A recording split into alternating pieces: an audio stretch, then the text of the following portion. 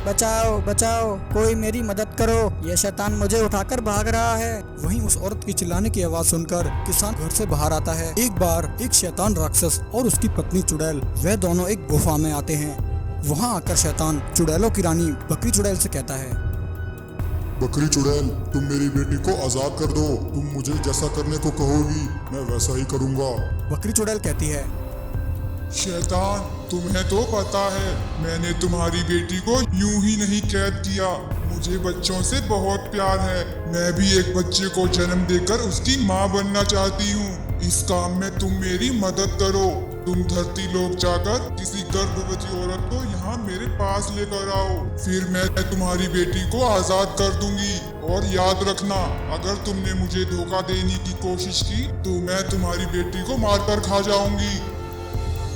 शैतान, तुम दोनों खड़े खड़े क्या देख रहे हो? अब जाओ यहाँ से और हमारी चुड़ैलों की रानी की आज्ञा का पालन करो। शैतान और उसकी पत्नी चुड़ैल दोनों वहां से चले जाते हैं। वहीं धरती लोक पर गांव में एक गरीब किसान अपने बीवी और एक बच्चे के साथ रहा करता था। किसान के घर में उसकी एक सुंदर बेटी थी, लेकिन किसान अपने लिए एक बेटा चाहता था। उसकी यह इच्छा जल्दी ही पूरी होने वाली थी, क्योंकि उस किसान की पत्नी गर्भवती थी और जल्दी ही एक बच्चे को जन्म देने वाली थी।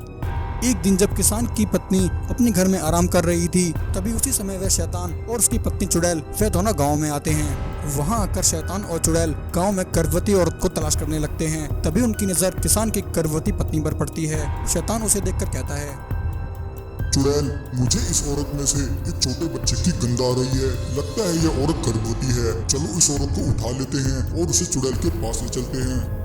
ऐसा कहकर वह शैतान उस औरत को चारपाई समेत उठा लेता है और उसे लेकर वहां से भागता है। किसान की पत्नी बहुत ज्यादा डर जाती है और जोर जोर से चिल्लाने लगती है, बचाओ बचाओ, कोई मेरी मदद करो, ये शैतान मुझे उठाकर भाग रहा है। वहीं उस औरत की चिल्लाने की आवाज सुनकर किसान घर से बाहर आता है। वह देखता है कि उसकी गर्भवती पत्नी को एक शैतान और चुड़ैल उठाकर भाग रहे हैं। किसान शैतान और चुड़ैल का पीछा करता है। रुको शैतान, तुम मेरी पत्नी को लेकर कहाँ जा रहे हो? बचाओ, अरे कोई मेरी पत्नी को इस शैतान से बचाओ। किसान शैतान और चुड़ैल का पीछा करता है, परंतु वह शैतान और चुड़ैल उसके हाथ नहीं आते और उसकी पत्नी को लेकर वहां से गायब हो जाते हैं। किसान बहुत हताश और निराश हो जाता है और भागा भागा साधु बाबा के पास आता है। बाबा जी, मेरी मदद कीजिए। मेरी गर्भवती पत्नी को एक शैतान और चुड़ैल उठाकर ले गए हैं। मैंने उन्हें रोकने की बहुत कोशिश की, परंतु वह दोनों मेरी पत्नी को लेकर जमीन के अंदर चले गए। बाबा जी, अब मैं क्या करूं? मेरी पत्नी और बच्चे का जीवन खतरे में है। उधर शैतान और उसकी पत्नी चुड़ैल किसान की गर्भवती पत्नी को लेकर बकरी चुड़ैल के पास आ जाते हैं।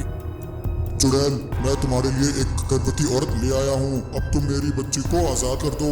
बकरी चुड़ैल गर्भवती औरत को देखकर बहुत खुश होती है और एक हवन शुरू कर देती है। तभी हवन में से एक शक्ति निकलती है और उस गर्भवती औरत को लगती है, जिससे उसका गर्भ निकलकर बकरी चुड़ैल के पेट में चला जाता है, जिससे बकरी चुड़ैल गर्भवती हो जाती है और किसान की पत्नी वहीं बेहोश होकर जमीन पर गिर जाती है। कुछ समय बाद बकरी चुड़ैल एक लड़के को जन्म देती है। चुड़ैल का वह लड़का भूतिया होता है और बहुत ही ताकतवर होता है। चुड़ैल अपनी बेटे से कहती है, मेरे बेटे जाओ और धरती लोक पर तबाही मचा दो। यह सुनकर चुड़ैल का बेटा शैतानों के साथ धरती लोक की तरफ निकलता है।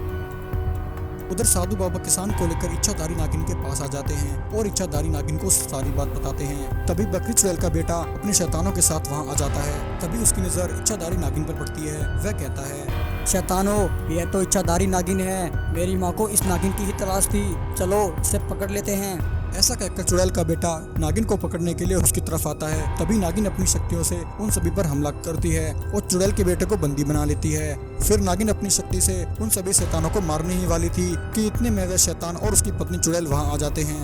रुको नागिन, ऐसा मत करो। यह शैतान असल में यह इस किसान का बेटा है। बकरी चुड़ैल ने इसे इसकी माँ के गर्भ से निकालकर अपने पेट में डाल लिया था। अब इस शैतान ने उस चुड़ैल के गर्भ से जन्म लिया है, इसलिए यह शैतानी पैदा हुआ है। नागिन, हमें माफ कर दो। हम दोनों बहुत मजबूर थे। उस चुड़ैल ने हमारी बेटे को कैद कर रखा है। हमने यह सब अपनी बेटी को बचाने के लिए किया। शैतान की बात सुनकर नागिन सारी बात समझ जाती है। नागिन अपनी शक्ति से किसान के बेटे को ठीक कर देती है और बकरी चुड़ैल के पास जाकर अपनी शक्तियों से उसकी जीवन लीला वहीं समाप्त कर देती है। शैतान और उसकी पत्नी चुड़ैल अपनी बेटी को वापस पाकर बहुत खुश होते हैं। एक बार जलपरी लोक में एक इच्छाधारी जलपरी रहा करती थी। उस जलपरी की 5 बेटियां थीं। इच्छाधारी जलपरी अपनी 5 बेटियों के साथ जलपरी लोक में रहकर उनका पालन पोषण कर रही थी। जलपरी लोक में इच्छाधारी जलपरी की एक बहन भी रहती थी। वह जलपरी बहुत घमंडी और लालची थी और अंदर ही अंदर इच्छाधारी जलपरी से जला करती थी, क्योंकि एक तो उसे कोई संतान नहीं थी और दूसरा वह जलपरी लोक की महारानी बनकर वहां राज करना चाहती थी। वहीं जलपरी लोक के बाहर पास में ही एक भूखी और लालची चुड़ैल भी रहा करती थी। वह चुड़ैल जलपरी की बेटियों को खाना चाहती थी, क्योंकि उसे ब्रह्मांड की सारी शक्तियां पानी थी, इसलिए वह हमेशा जलपरी की बेटियों को खाने के चक्कर में रहती थी। वहीं जब चुड़ैल को पता चलता है कि इच्छाधारी जलपरी की बहन उससे जलती है, तो चुड़ैल को एक आइडिया आता है। वह कहती है, मुझे कैसे भी करके इच्छाधारी जलपरी की 5 बेटियों को खाना है और ब्रह्मांड में सबसे शक्तिशाली होना है। जलपरी की बहन उससे नफरत करती है, मुझे इसका फायदा उठाना होगा।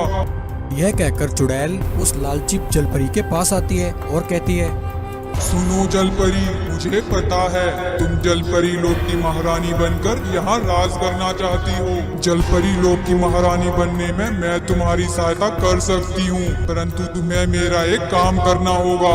तुम्हें इच्छाधारी जलपरी की 5 बेटियों को मुझे लाकर देना होगा। जब तुम मुझे जलपरी की 5 बेटियाँ लाकर दे दोगी, तब मैं तुम्हें जलपरी लोक की महारानी बना दूंगी। चुड़ैल की बात सुनकर लालची जलपरी कहती है, ठीक है चुड़ैल, मुझे तुम्हारा प्रस्ताव मंजूर है। मैं तुम्हें इच्छाधारी जलपरी की 5 बेटियां ला कर दूंगी।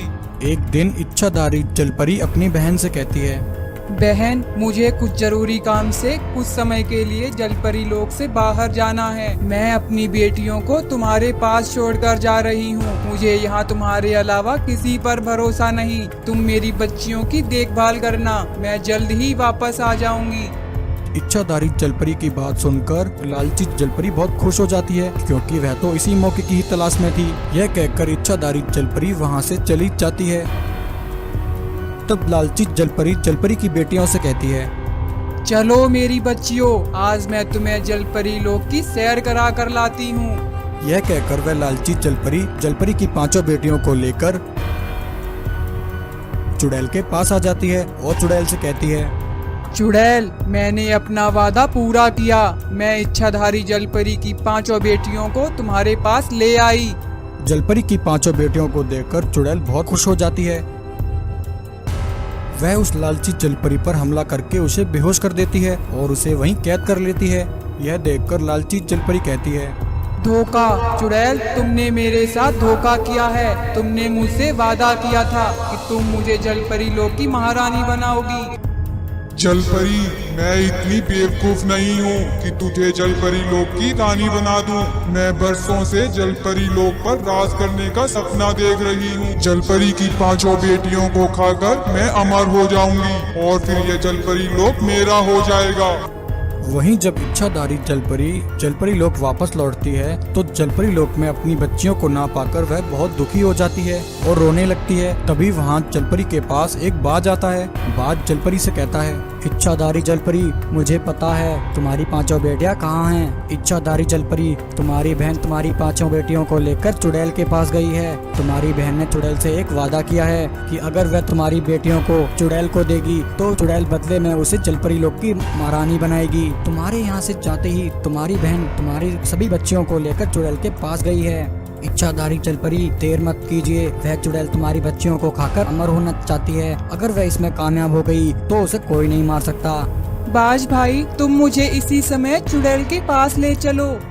तब वह बाज इच्छाधारी जलपरी को लेकर चुड़ैल के पास आ जाता है। जलपरी देखती है कि उसकी बहन को चुड़ैल ने कैद कर रखा है और वह उसकी 5 बेटियों को खाने वाली है। चुड़ैल जैसे ही उसकी बेटियों को खाने जाती है, तभी इच्छाधारी जलपरी उस पर हमला करती है। जलपरी की मार से चुड़ैल बहुत डर जाती है और अपनी जान बचाने के लिए वहाँ से भाग जाती है। जलपरी अपनी बहन को आजाद करा लेती है। तब उस जलपरी को अपने किए पर पछतावा होता है और वह अपनी बहन से क्षमा मांगती है।